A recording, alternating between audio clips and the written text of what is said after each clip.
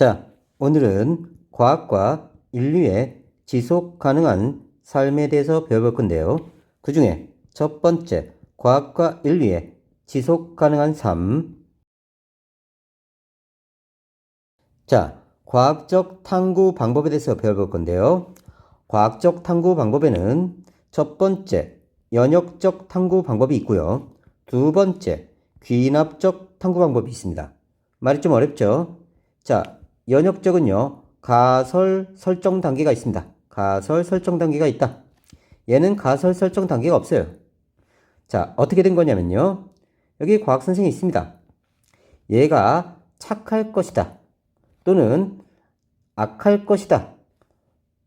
이렇게 가설을 설정하는 과정이 연역적 방법이고요. 자, 과학 선생이 있는데 얘를 조사해서 착한지 안 착한지 확인하는 방법이 귀납적 방법입니다. 자, 첫 번째 연역적 탐구 방법은요. 과학 선생이 착할 것이다. 뭐뭐일 것이다 라는 가설 설정합니다. 그 다음에 실험면을 투입해봐요. 한 사람 실험을 해봤더니 얘가 맨날 욕하고 못된 짓만 하는 거예요. 그러면 자, 과학 선생이 착할 것이다 라는 가설은 틀린 겁니다. 그러면 새로운 가설을 설정합니다. 과학 선생은 악할 것이다. 연락 못됐다. 뭐뭐일 것이다 라는 새로운 가설을 설정합니다. 그리고 실험면을 또 투입해요. 아, 그랬더니 못된 짓 해요. 아, 그러면 요 가설이 맞다. 그래서 결론을 도출하는 과정이 바로 연역적 탐구 방법입니다. 우리는 실험에서 주로 연역적 탐구 방법을 사용하게 됩니다. 그 다음 귀납적은요. 자, 과 선생이 어떤지 잘 몰라요. 착한지 못됐는지. 그래서 얘에 대한 자료를 조사합니다.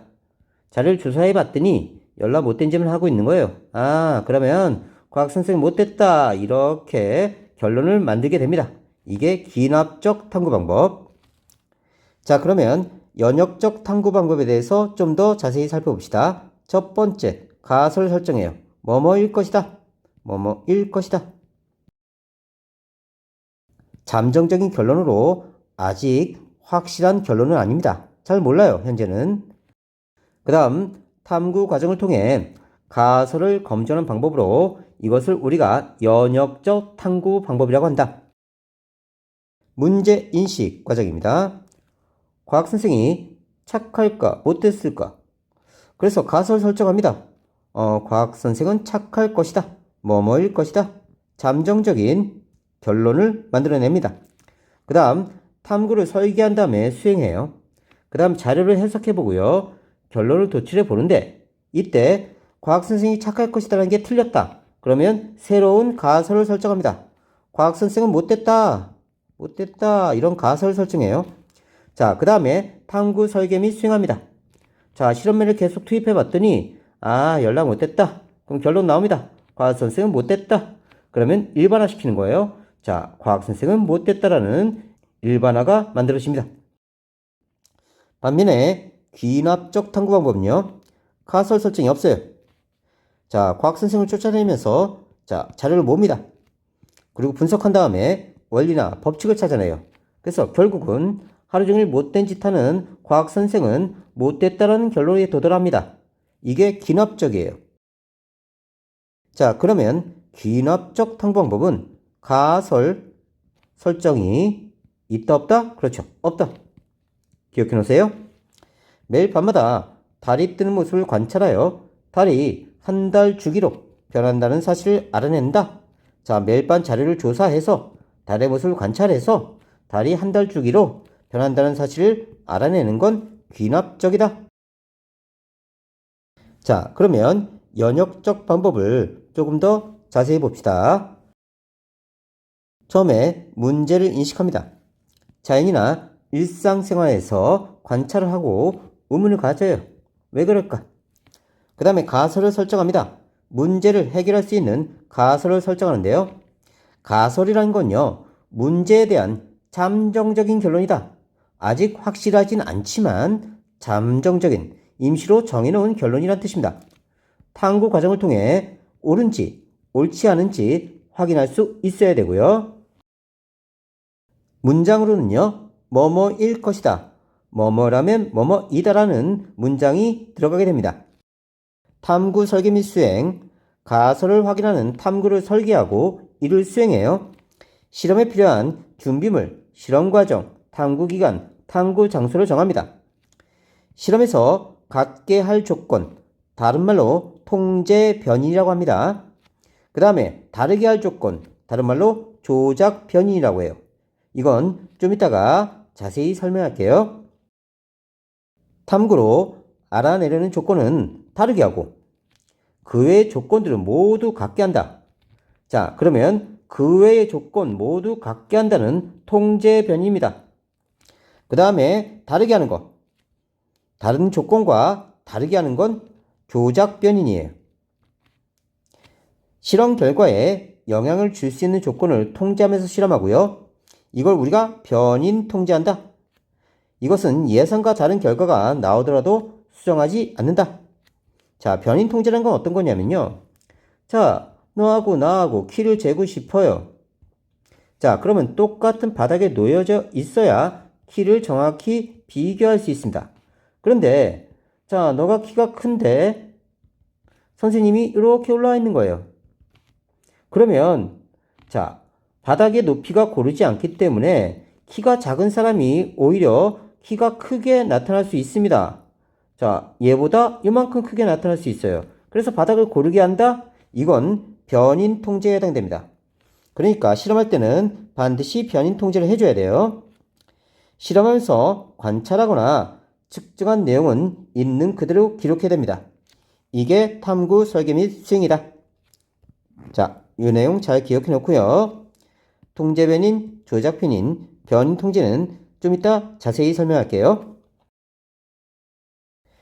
자, 자료 해석합니다. 자료를 정리하고 분석해서 결과를 얻게 되는데요. 실험 결과를 표나 그래프로 나타낸 후 자료 사이에 관계나 규칙을 찾습니다. 그리고 결론 도출해요. 탐구 결과로부터 가설이 맞는지 판단하고 탐구의 결론을 내립니다. 만약 가설이 틀리면 가설을 수정해서 다시 탐구해요. 그래서 탐구 결과가 일치하지 않는 경우 자, 다시 되돌아갑니다. 그래서 가설을 수정해요. 가설 수정해서 다시 새로운 가설을 설정합니다. 그리고 또 실험을 하는 거예요. 탐구를 계획하는 방법. 먼저 주변 현상을 관찰, 탐구 문제를 만들고 탐구 계획서를 작성합니다. 탐구 계획서에 포함될 내용, 탐구 문제, 가설, 준비물, 탐구 기간, 탐구 장소, 실험 과정, 실험 조건, 주의할 점 등을 기록해 놓으면 됩니다. 자, 그러면 대조 실험과 변인이 무슨 뜻인가 알아봅시다. 대조 실험과 변인. 대조 실험, 실험군과 대조군을 설정해서 대조 실험을 통해 실험 결과의 타당성을 인정받을 수 있다. 이게 뭔 소리인지 보자. 에이크만이라는 사람이 닭을 키웠습니다. 자, 얘한테 백미를 줬는데 얘네들이 자꾸 죽는 거야. 그런데 옆집 할머니를 봤더니 이 옆집 할머니는요, 닭한테 현미를 주는 거야. 근데 얘네들이 다 건강해. 그래서 에이크만이 생각했어. 왜 이럴까? 그러면 할머니가 저 준 현미라는 먹이에 이 닭의 병에 걸리지 않게 하는 성분이 있지 않을까? 이렇게 생각한 거야. 자, 그래서 두 무리의 닭을 똑같은 상태로 키운 거야. 그래서 사육 조건 동일하게,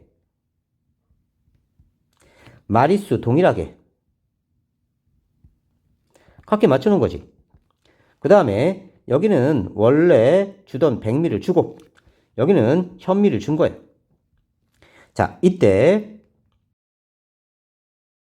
얘가 원래 상태니까 요게 대조군이야. 그러니까 대조군은 요 원래 상태를 그대로 유지한 겁니다. 그 다음에 먹이를 바꿨죠. 현미로. 요걸 실험군이라고 합니다. 실험군. 다시 봅시다. 실험군이라는 건요, 인위적으로 실험 조건을 변경, 제거한 집단이야. 그러니까 원래 백미를 줬었는데 현미를 바꾼 거지. 바꾼 거. 요게 실험군이라고. 바꾼 거. 다음 대조군은요. 실험군과 비교하기 위해 실험 조건 변화 없이 만든 거야. 그러니까 원래 먹던 대로 그냥 먹인 거지. 이게 대조군이야. 그냥 그 상태 유지한 거야. 이게 대조군. 자, 그리고 지금 사육 조건, 마리수 이렇게 똑같이 유지한 걸 우리가 통제 변이라고 해. 통제한 거야. 똑같이. 그리고 실험에 영향을 주는 모든 요인들을 우리가 변인이라고 해. 변인. 변하는 요인이다. 이렇게 연상하시면 돼요. 자, 그러면 다시 정리해 봅시다. 변이는요, 실험에 관계되는 요인입니다. 다시 말하면 실험 결과에 변화를 줄 수 있는 요인이다. 이렇게 연상하시면 돼요. 자, 그럼 변이는요, 어떤 뜻이냐면 실험에 관계되는 요인이다. 자, 이때 변인에 두 가지 변인이 있어요. 독립변인과 종속변인. 그러면 독립변인은요, 다시 조작변인과 통제변인이 있습니다. 독립변인은 실험 결과에 영향을 주는 거고요. 종속변인은 결과에 해당돼요. 조작변인에 의해 영향을 받는 요인입니다. 다르게 말하면 탐구 결과에 해당돼요. 독립변인에 따라 변하는 변인이다. 다시 봅시다. 독립변인, 실험 결과에 영향을 주는 요인이다. 조작변인은요, 가설 검증을 위해 의도적으로 변화시킨 변인이고요. 통제변인은요, 일정하게 유지시켜주는 변인이에요. 다시 봅시다. 자, 에이크만이 실험을 할 때 A그룹과 B그룹을 나누고 똑같은 몸무게의 닭, 그 다음에 마리수, 몸무게도 같게, 마리수도 같게, 그 다음에 사육조건 같게, 다 동일하게 만들어 주는 게 통제변인입니다. 그러니까 이렇게 똑같이 유지시켜 주는 게 통제변인. 자, A그룹의 닭에는 백미를 주고요. B그룹의 닭에는 현미를 줬습니다. 자, 이렇게 다르게 만들어 주는 게 조작변인이에요. 조작. 자, 그 다음에 조작변인과 통제변인은요, 독립변인에 해당되고요. 자, A그룹의 닭은 죽었습니다. B그룹의 닭은 살았습니다. 죽었습니다. 살았습니다는 결과에 해당되는 종속변입니다. 종속변인. 그러니까 종속변인은요, 조작변인의 영향을 받는 요인이야. 그러니까 조작을 했어. 먹이의 종류를. 먹이의 종류에 따라 얘는 죽었고 얘는 살았단 말이지. 그래서 조작 변인에 의해서 종속되는 결과가 종속변인이에요. 백미를 먹였더니 죽었다. 현미를 먹였더니 살았다. 조작했더니 결과가 나타났다. 조작했더니 결과가 나타났다. 이게 바로 종속변인이야. 그 다음에 이렇게 변인을 통제해 주는 거. 모든 걸 다 조건을 똑같이 맞춰주는 거. 이걸 우리가 변인 통제라고 한다. 변인 통제. 변인 통제. 기억해놔? 다시 정리합시다. 변인에는요, 독립변인과 종속변인이 있고요. 자, 독립변인은 실험 결과에 영향을 주는 거고요. 종속변인은 조작변이에 영향을 받은 결과에 해당된다. 독립변인에 다시 조작을 한 놈이 있고 변화시킨 놈, 통제변인, 변화시키지 않은 놈.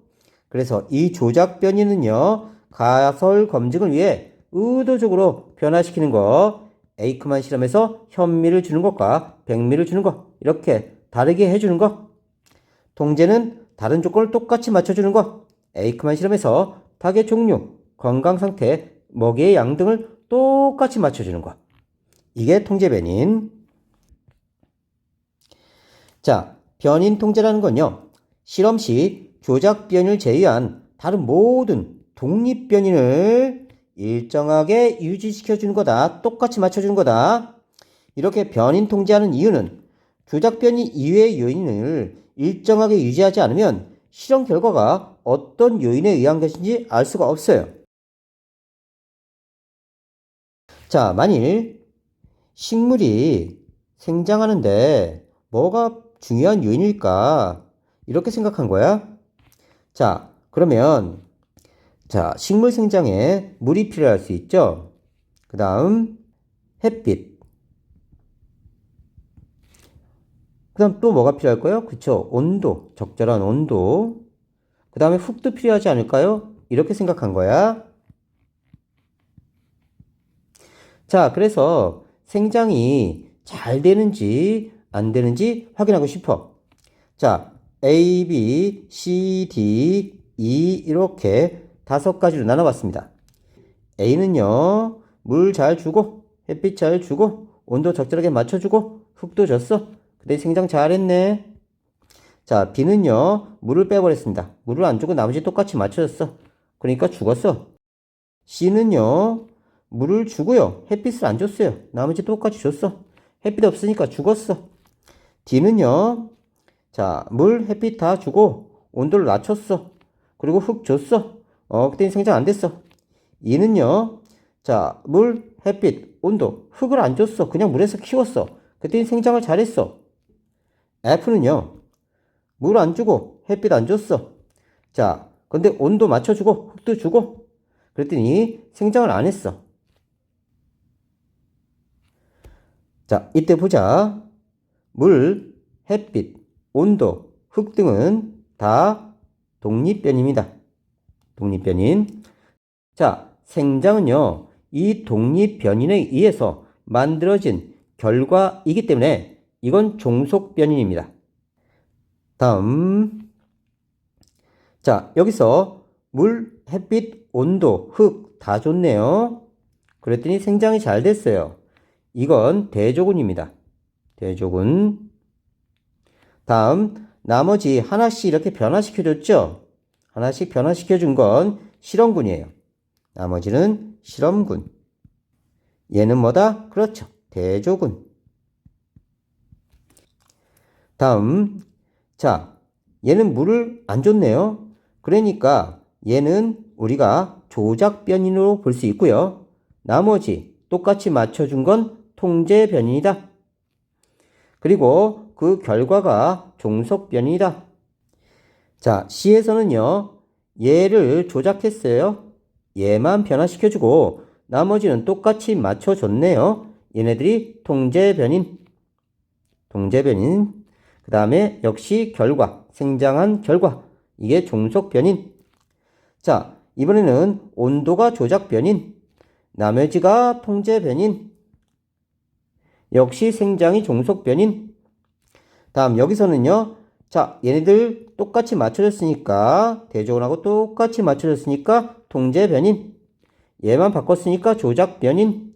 얘에 대한 결과 종속변인. 이렇게 돼요. 자, 그런데 이때 물과 햇빛을 동시에 안 줬는데 얘가 죽었단 말이지. 그러면 식물이 생장하지 못한 이유가 얘 때문인지 알 수가 없단 말이야. 요 실험으로는, F로만으로는. 나머지는 알 수 있지만. 그래서 우리가 조작변인 외에 요인을 일정하게 유지하지 않으면 이런 실험 결과가 얘 때문인지 어떤 변인 때문인지 알 수가 없단 말이야. 그래서 실험 결과가 어떠한 요인에 의한 것인지 알 수가 없기 때문에 반드시 변인 통제를 해야 된다. 자, 기억해 놓으세요. 자, 다시 정리해 봅시다. 연역적 탐구 방법. 관찰한 현상에서 문제를 인식하고 가설을 설정하고 검증하는 탐구 방법이다. 탐구 방법에는 크게 연역적과 기납적 방법이 있다. 연역적은 뭐뭐일 것이다. 가설 설정 단계가 있고 기납적은 가설 설정 단계가 없다. 가설이란 건 인식된 문제, 저게 뭐지? 라는 그것에 대한 잠정적인 결론이야. 뭐뭐일 것이다. 과학선생 착할 것이다. 과학선생 못됐을 것이다. 아직 검증되지 않았죠? 실험해 봐야 됩니다. 가설은요, 관찰된 사실을 설명하고 새로운 사실을 예측할 수 있어야 돼. 뭐뭐일 것이다. 뭐뭐라면 뭐뭐이다. 하지만 완벽한 결론은 아닙니다. 잠정적인 결론이에요. 언제든지 바뀔 수 있습니다. 가설 검증을 위해 실험 계획을 세우고 탐구를 수행하게 된다. 다시 되돌아와서 일단 자연을 유심히 관찰해요. 객관적 관찰해야 됩니다. 자, 객관적이란 건요. 어떻게 보면 되냐면요. 내가 거울을 봤더니 내가 열로 잘생겼어. 뽀사시에. 자, 내가 볼 땐 그렇지만 딴 사람이 볼 때는 열로 못생겼을 수도 있어요. 이건 객관적인 게 아닙니다. 자, 내가 다리가 2개다. 이건 누가 봐도 다리가 2개예요. 이걸 객관적이라고 할 수 있습니다. 객관적이란 뜻은요. 내가 봐도 누가 봐도 모든 사람이 봐도 결과가 똑같아야 돼요. 다리 2개다. 자, 그 다음 내가 잘생겼다. 이렇게 생각하는 건요. 나만 그렇게 생각하는 거니까 주관적이다. 주관적의 반대가 객관적이에요. 기억해 놓으세요. 자, 그러면 연역적 탐구 방법은요. 첫 번째, 문제를 인식합니다. 그 다음에 가설 설정을 해요. 제기된 문제에 관한 잠정적인 결론이고요. 탐구 설계 및 수행한 다음에 결과를 분석하는데 이때 탐구 설계 수행할 때 변인들을 적절하게 통제하고 실험 설계하고 수행해야 됩니다. 결과 분석하는데 실험 결과 얻은 자료의 경향성이나 규칙성을 분석해요. 결론 도출, 자료를 종합하고 결론을 내리고 가설 수용 여부를 판단합니다. 가설이 맞으면 일반화시키면 돼요. 그렇더라. 사람은 다리가 2개더라. 이렇게 일반화시키는 거고요. 가설이 틀렸다. 그러면 새로운 가설을 설정한 다음에 다시 되돌아가서 새로운 가설을 바탕으로 실험을 수행합니다. 자, 이걸 좀 외워주셔야 되는데요. 자, 도둑놈이 문 안에 들어갑니다. 문인, 문제인식, 문 안에 들어가요. 도둑놈이. 자, 그래서 문 안에 들어가설, 말도 안 되는 얘기죠. 그 다음 도둑질 설계한 대로 수행합니다. 잘하고 있었어요. 그런데 경찰에 발각됐어. 경찰이 막 쫓아오니까 자, 결과적으로 굉장히 얘네가 당황을 해서 얼굴에 분칠을 합니다. 하얀 분을 칠했어요. 하얀 분을 칠하고 나타나니까 경찰들이 황당히 하는 동안 결국 도망갑니다. 그래서 일반인이 되었어요. 이렇게 외우면 돼요. 말도 안 되는 얘기죠. 다시 봅시다. 문 안에 들어가설, 문인 들어가설, 설계한 대로 수행한 다음에 얼굴에 분칠하고 결국 도망갔다, 일반인 됐다, 이렇게 갑니다. 문 안에 들어가설, 설계한 대로 수행하고 얼굴에 분칠하고 결국 도망갔다, 일반인 됐다. 오케이? 자, 이번에는 귀납적 탐구 방법입니다. 자연현상의 구체적인 관찰에서 일반적인 결론을 이끌어내는 방법이다. 아까 뭐라고 그랬죠? 과학선생은 착할 것이다 라는 가설을 설정했어요. 착할 것이다. 뭐뭐일 것이다. 자, 이렇게 뭐뭐일 것이다 있는 건 연역적 방법입니다. 연역적 방법. 그 다음에 탐구 설계한 대로 수행을 해요. 이런 실험 저런 실험 막 해봅니다. 그 다음에 결론을 도출해요. 자, 착한 게 틀렸다. 그럼 다시 자, 못됐을 것이다. 새로운 가설 설정합니다. 뭐뭐일 것이다. 그 다음에 다시 실험해요. 그 다음에 결론 도출합니다. 연락 못했다. 요건 연역적. 귀납적은요. 과학선생이 있습니다. 관찰 주제 설정한 거예요. 관찰 방법을 고안합니다. 자, 아침, 점심, 저녁으로 얘가 무슨 짓을 하는지 자, 관찰을 합니다. 자, 그 다음에 관찰할 자료들을 해석해요. 길 가다 쓰레기 버리고 욕하고 싸우고 훔치고 못됐네요. 그죠? 결론 도출합니다. 과학선생은 못됐다. 이렇게 되는 게 귀납적이에요. 귀납적은 가설 설정이 있다 없다? 가설 설정 없다. 자, 그래서 귀납적 방법은요. 실험을 통해 검증하기 어려운 주제를 탐구하는 방법이야. 다인의 진화설. 지구에서 여러 생물이 진화하는데 몇 억 년씩 걸렸어요. 우리가 몇 억 년씩 살 수 없잖아. 그래서 요건 귀납적으로 합니다. 배견의 대륙이동설. 이건 몇십억 년 동안 움직인 거예요. 우리가 알 수가 없어요. 세포설도 마찬가지입니다. 너무 오랜 기간이기 때문에 우리가 실험할 수 없어요. 그래서 귀납적을 사용하고요. 축적된 자료를 통해 타당한 결론 도출 후 검증하는 방식이 됩니다. 자, 에이크만의 실험에서 탐구 과정, 문제를 인식합니다. 에이크만은 각기병에 걸렸던 닭이 나은 것을 보고 닭이 나은 까닭에 의문을 가졌어요. 가설 설정합니다.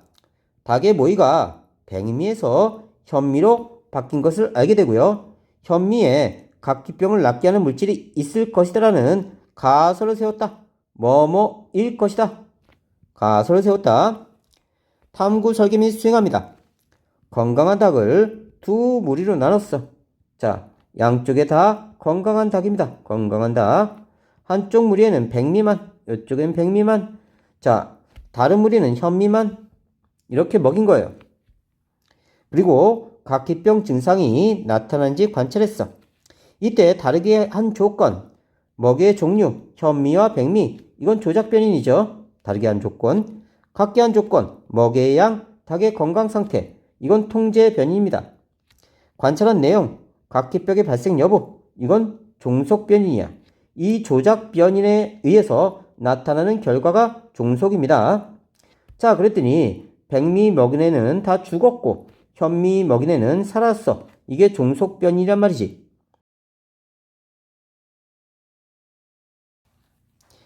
자, 그래서 자료 해석합니다. 그 결과 백미만 먹인 닭은 각기병에 걸렸고요. 현미만 먹인 닭은 건강했다.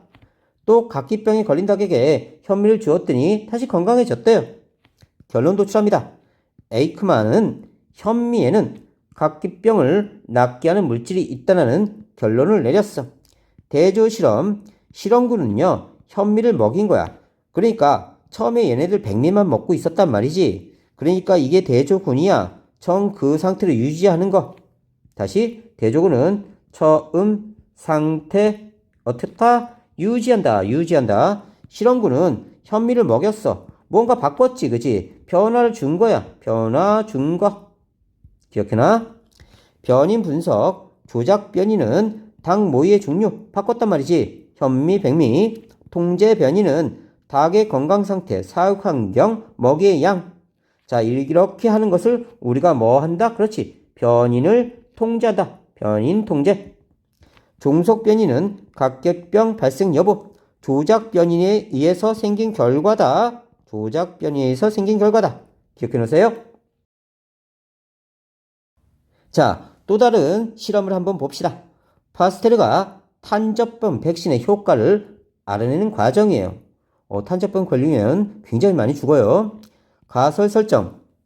파스테르는 탄저병 백신은 양의 탄저병을 예방하는 효과가 있을 것이라고 생각했어.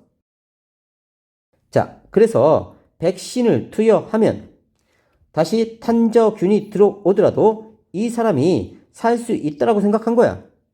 탐구 설계 및 수행, 건강한 양을 두 무리로 나누어서 한 무리에게만 탄저병 백신을 접종하고 두 무리에게 모두 탄저균을 투여했어. 그러니까 이쪽 A군은 A쪽 양은 백신 넣어주고요. 자, B쪽은 백신 넣어주지 않았어요. 그 다음에 탄저균을 주입합니다. 균을 주입했어요. 자료 해석. 그 결과 탄저병 백신을 접종한 양은 모두 건강했대. 얘네 건강했대. 그렇지 않은 양은 탄저병에 걸려서 죽었어. 자, 얘는 탄저병에 걸린 거야. 자, 결론 도출. 다르게 한 조건. 탄저병 백신 접종 여부. 이게 조작 변인이고요. 같게 한 조건. 탄저균 투여. 양의 건강 상태. 이게 통제 변인이고요. 결론 도출. 탄저병 발생 여부. 이게 종속 변인이다. 조작 변인에 의해서 나타난 결과다. 자, 두 번째 실험입니다. 문제 인식. 레디의 실험이에요. 자연현상이나 사물의 관찰 과정에서 의문을 제기한다. 고기 조각에 생긴 구더기는 우연히 발생한 것인가? 가설 설정합니다. 의문에 대한 잠정적인 답이 될 수 있는 가설을 세워요. 고기 조각에 생긴 구더기는 파리로부터 생길 것이다. 탐구 설계 및 수행합니다. 가설 검증을 위한 탐구 계획을 세우고 변인 통제하고 탐구 수행합니다. 자, 똑같은 고기를 놨어요. 변인 통제한 겁니다. 똑같은 유리병에 놨어. 변인 통제한 거예요. 한쪽은 뚜껑이 없고 한쪽은 뚜껑이 있다. 아, 이거 조작이네요. 그죠? 조작변인. 그 다음에 이쪽은 구더기가 발생했고 이쪽은 구더기가 발생하지 않았다. 자, 결과 분석합니다. 실험 결과에 얻은 자료에서 경향성과 규칙성을 발견한 거예요. 결론 도출, 가설에 대한 평가, 보편타당한 결론을 도출합니다. 자, 파리가 왔다 갔다 했어요. 여긴 파리가 들어오지 못하죠. 그러니까 이 파리 때문에 구더기가 발생했다. 고기 조각에 생긴 구더기는 파리로부터 발생했다는 것을 알아내게 됩니다. 그런데 만일 결론이 가설과 일치하지 않을 경우 다시 검증해야 돼요. 도출된 결론으로부터 보편적이고 객관적인 일반 원리를 이끌어내는 과정을 일반화라고 합니다. 결국은 결론 도출한 다음에 일반화하게 됩니다. 과학의 발전과 인류 문명. 과학의 발전, 과학적 탐구로 발견한 과학 원리를 이용해 기술을 발달시키고 기기를 발명합니다. 과학 원리, 기술, 기기는 서로 영향을 주고받으며 발전해 왔고요. 과학 원리는 기술, 공학, 예술, 수학 등 여러 분야와 융합하면서 인류 문명과 문화를 발전시켰다. 과학과 예술의 융합, 빛의 원리를 이용해서 다양한 미디어들을 만들고 감상할 수 있습니다. 과학, 원리, 기술, 기기. 과학 원리, 기술 발달이나 기기 발명의 이론적 바탕이 되는 과학 법칙이나 이론입니다. 만류인력의 법칙, 진화설 등이 여기에 해당되고요. 기술, 과학 원리를 실제 적용해서 사물을 인간 생활에 유용하도록 가공하는 수단입니다. 인쇄술, 정보통신 기술은 다 기술에 해당돼요. 기기, 과학기술을 바탕으로 만들어진 장치나 기기를 뜻합니다. 망원경, 현미경, 스마트폰 등은 과학기술을 바탕으로 만들어진 거예요. 그러니까 원리를 바탕으로 기술이 만들어지고요. 기술을 바탕으로 기기가 만들어집니다. 과학의 발전이 인류 문명에 미친 영향. 과학 발전은 인류의 사고방식을 바꾸고 삶을 편리하게 하며 문명이 발달하는 데 큰 영향을 미친다. 과학 원리의 발견, 태양 중심설. 자, 다시 옛날에는 지구를 중심으로 모든 천체가 돈다고 생각했어. 지구를 중심으로. 그런데 태양 중심설이 나타납니다. 지구가 태양 주위를 돌고 있다는 주장. 태양 주위를 지구가 돌고 있다는 주장이에요. 지구가 우주의 중심이라고 생각했던 인류의 생각을 바꾸는 계기가 되고요. 다음, 백신, 항생제. 백신의 개발로 질병을 예방하고 항생제의 개발로 세균에 의한 질병을 치료할 수 있게 되고요. 인류의 수명이 크게 늘어나게 됩니다. 기술 발달, 암모니아 합성 기술. 아모니아를 합성하는 기술이 개발되고 질소 비료를 만들게 되고요. 식량 생산을 크게 증가시켜서 인류의 식량 부족 문제를 해결하게 됩니다. 자, 식물이 자라려면 단백질의 주성분인 탄소, 수소, 산소, 질소 등이 있어야 되는데 이 질소는 단백질이 만들어지는데 필수 요소예요. 그런데 이 질소를 공급하는 게 옛날에는 똥이나 오줌 아니면 낙엽 이렇게 자연적으로 얻을 수 있는 것에서만 공급을 해줬단 말이지. 근데 그 양의 한계가 있어서 식량을 많이 생산하지 못했어. 그런데 공기 중에 자 N2 질소가 굉장히 많이 있어요. 그거 갖다가 식물한테 흡수시키려고 하는데 이게 너무 안정한 물질이라 식물이 바로 흡수할 수가 없어. 그래서 얘를 암모니아 형태로 만듭니다. 암모니아 형태가 되면 얘가 식물에 흡수될 수 있는 조건이 되는 거예요. 이런 암모니아를 대량 생산하게 되니까 식물에 필요한 질소가 엄청나게 공급됩니다. 그러면서 식물을 계속 자라게 할 수 있는 거예요. 그래서 식량 문제 해결에 중요한 역할을 하게 됩니다. 다음, 정보통신기술, 인터넷, 인공위성 등 정보통신기술의 발달로 정보를 쉽고 빠르게 접할 수 있게 됩니다.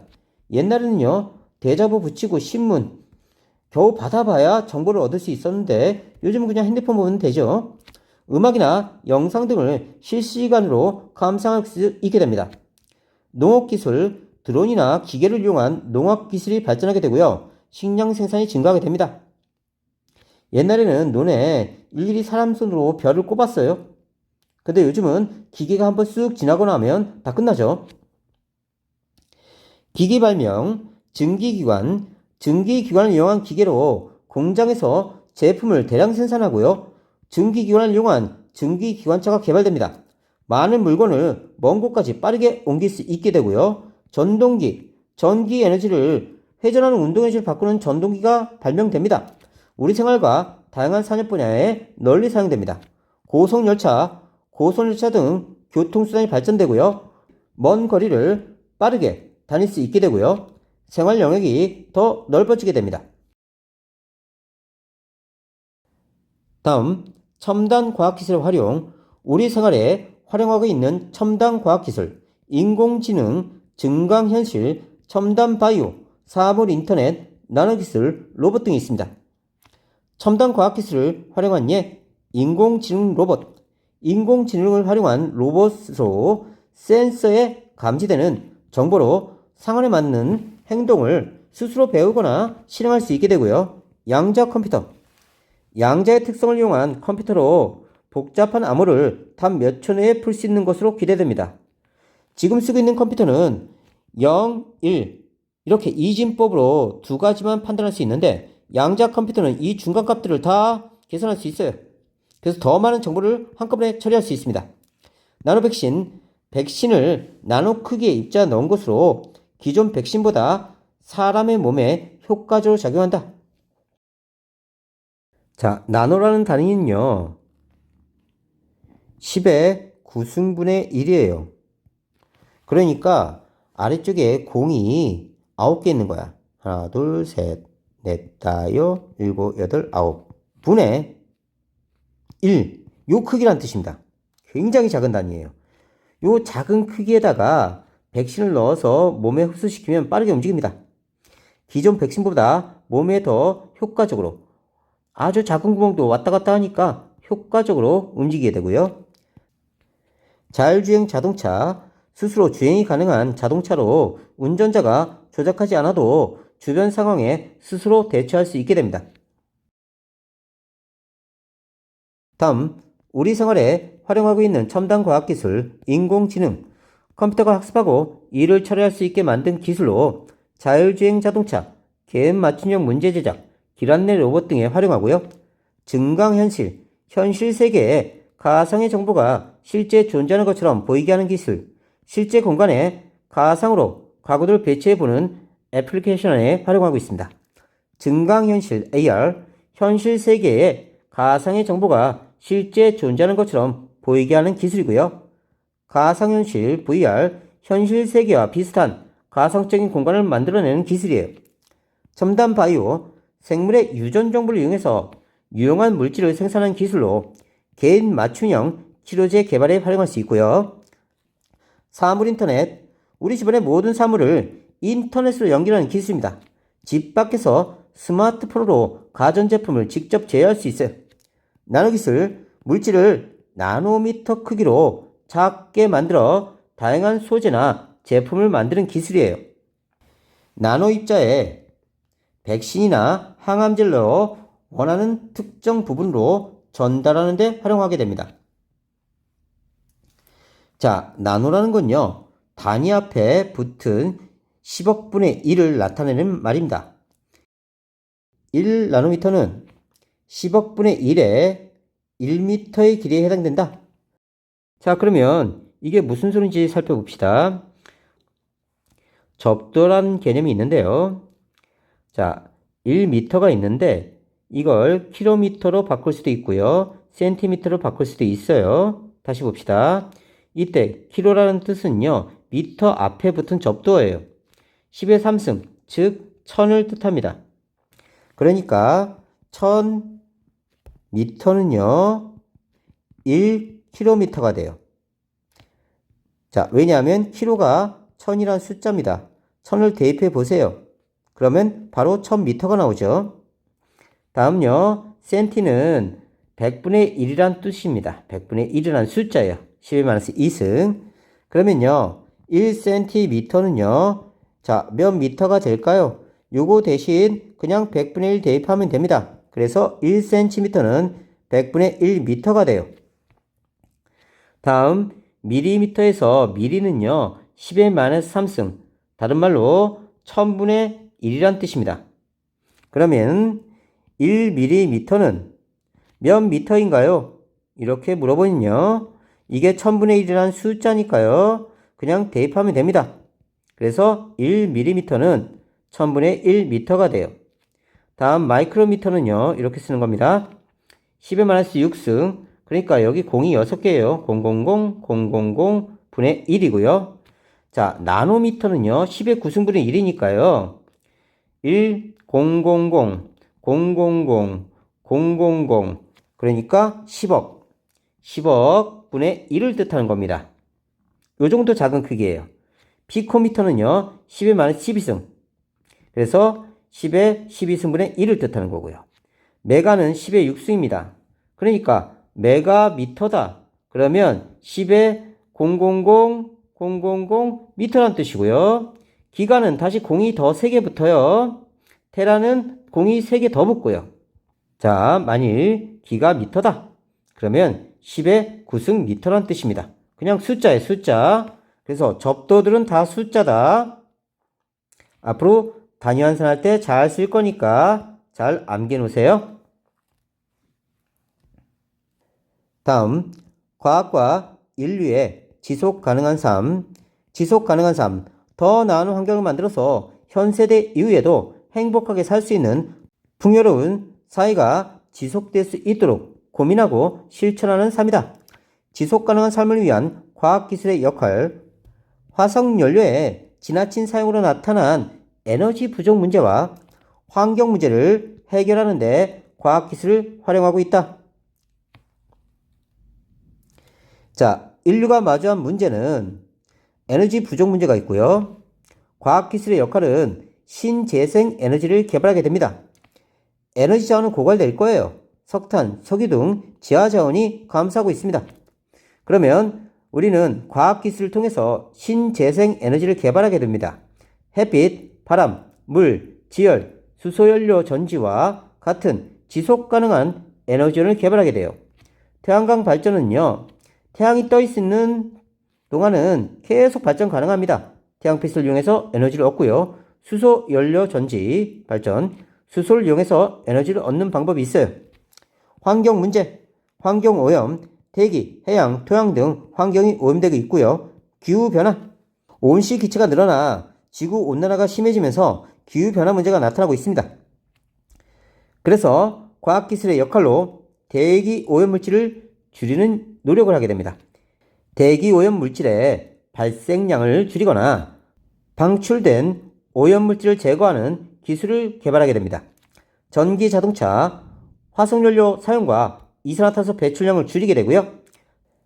탄소 포집장치, 대기 중에 이산화탄소를 제거해서 지구온난화를 막게 됩니다. 화석연료는요. 오래전 지구에 살았던 생명체가 땅속에 묻혀서 만들어진 연료예요.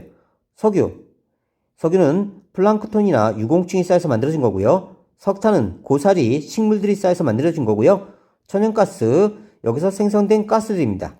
지속가능한 삶을 위한 과학기술의 역할. 과학기술은 인류가 마주한 문제에 대한 새로운 접근법과 해결 방안을 마련하는데 중요한 역할을 합니다.